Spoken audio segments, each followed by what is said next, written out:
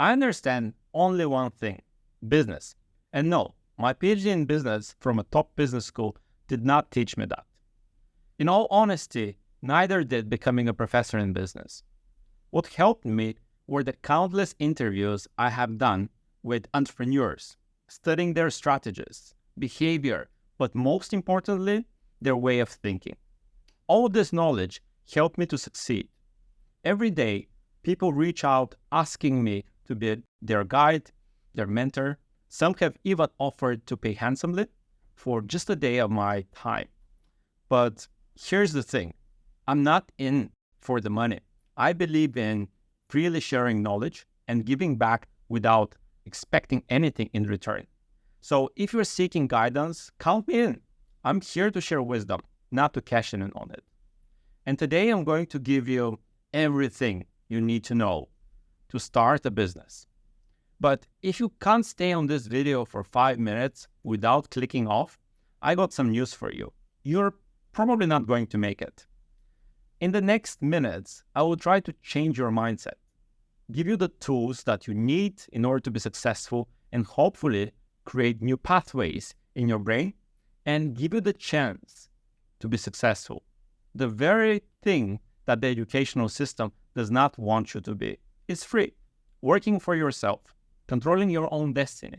Let's try to change that together. So today we're going to cover how to build a personal brand.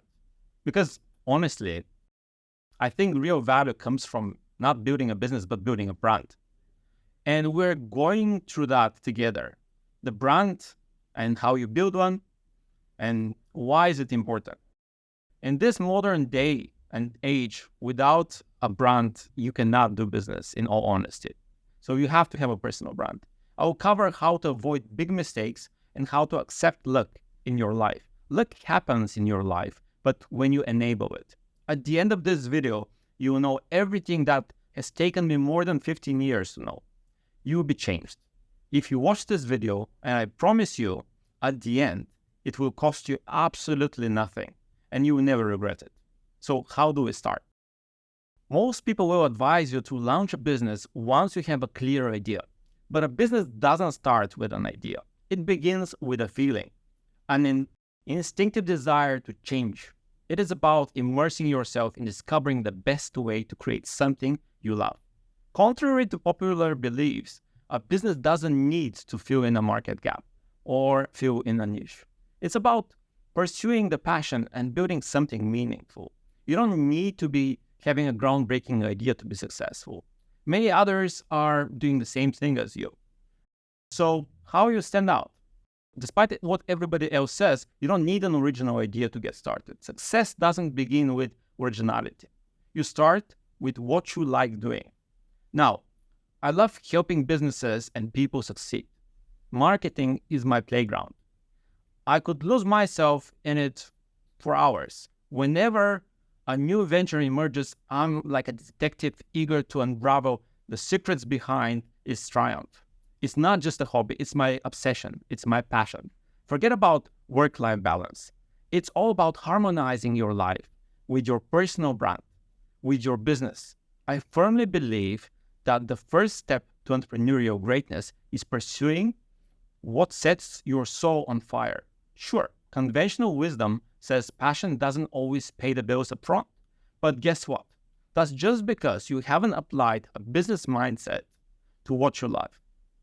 So I really enjoy marketing. It's my thing. I've worked with lots of folks and companies, helping them figure out how to make their brand and business shine.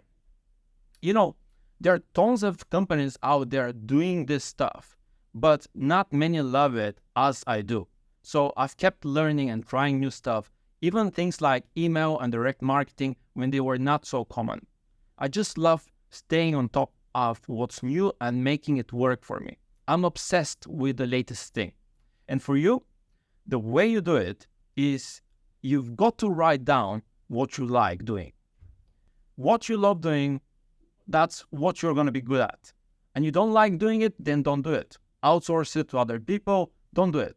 The school system has taught you that wrong thing, that if you're not good at something, you need to spend more time doing it to get better at. That's all lie. You've got to spend more time getting good at the things you love to do. Get obsessed with it.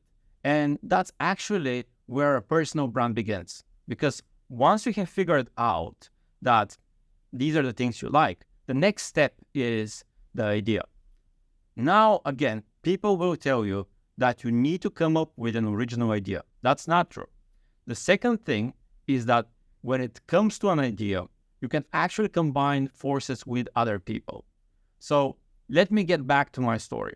I love marketing.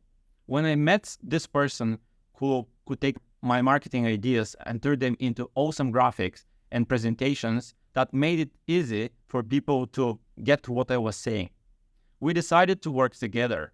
And boom, that partnership was the key to launching a consulting business that helps people and companies be successful. So the key is not coming up with an original idea and trying to do all of that on your own. The key is coming up with something that you love, linked to what you do. And perhaps if there is a gap within your ability to execute and what you love, find a partner. So let's say you love writing. Well, then go ahead and write that book. Maybe you will need a team of a publisher or other people to help you with design, and you can put it out there. And that's where the journey truly starts. Your idea should be connected to what you're passionate about. Later, we'll talk about purpose, which is super important too. If you're not willing to put in work consistently, and if you're not doing that, well, you have lots of obstacles and the chance is that you're not going to get far. So once you figure out what you love doing, now the idea itself can evolve. From my point of view, when I started what I'm doing now, which is a platform to help people and companies and to teach what's useful, the first thing I did was in fact writing research papers, which I published in academic journals. As you can imagine, not many people read academic papers. At least not as many as potentially could see a YouTube video. The idea itself can change with time. You can adjust it as you go. So the first step is execution. Execution is all about taking that first step to bring your idea to life. In my case, it meant interviewing important figures and writing research papers. But for you, it may be starting a blog, posting on LinkedIn, or sharing your photography on social media. Whatever it is, don't overcomplicate it. For me, it was as simple as sitting down, chatting with fascinating business people, recording our conversations, and then sharing the insights through research papers. This was my initial strategy, to offer valuable content for free, a cornerstone of my personal brand mission. Really, all I needed was a microphone and the willingness to interview people who I listened to. Looking back, those early attempts were not perfect. My ideas were solid, but my execution was very bad. My communication skills needed work, but I kept at it and gradually I got better. And all started with a very simple execution plan, or rather starting point. So the second step here of your starting your personal brand is consider where the revenue would come from. So you may argue that you need to consider revenue from the get-go, even during the idea phase. And yes, revenue is important, but it's not always crystal clear from the start. Take photography as an example. If you assume you will only make money by charging hourly rate for your skills, you're putting yourself in a box. You're limiting yourself, right? Instead, try to showcase what you love, putting your work out there and testing the waters. See if people will buy your photos or license them. Explore different revenue models and see what resonates. Sure, hourly booking might come later, but why limit yourself from the start? When building a personal brand, it's more about experimenting with different income streams rather than focusing solely on the revenue. So here's the thing. When I launched my creative agency, our approach to marketing consultancy was different. While most companies charge by the hour, we base our fees on the outcomes we achieve. If we help an individual or a company boosts sales, we take a percentage of those sales. It's not your typical agency model, where they start with an idea, then figure out the revenue model, and then launch. As the famous quote says, everybody got a plan. That is, until they get punched in the face. And that's the truth. When it comes to launching a personal brand, you need to stay agile, like a boxer in the ring. You've got to test different strategies, see what works best for you, and adapt accordingly to make your personal brand a knockout success. All right, let's talk about step 3 in building your personal brand, which will eventually morph into a business. It's all about having a rock-solid purpose. Sure, it's important to enjoy what you do. That's what gets you out of bed every morning. But in today's world, I believe new personal brands need to go beyond that. You've got to ask yourself, how are you making a difference? How are you ensuring that people want to collaborate with you? And most importantly, how are you ensuring that your work isn't just about making a profit? See, if it's all about making money, you'll find yourself constantly dealing with demands for higher pay and haggling over prices. But if you have a purpose that's bigger than making money, I can guarantee you that you won't be managing people. You will be managing purpose. That is going to save you a lot of trouble. Everything else will fall through if there is no purpose. Now, later I'm going to go into more depth into how this all works. But a lot of what I have told you here already has cost you no money. You haven't had to spend any money.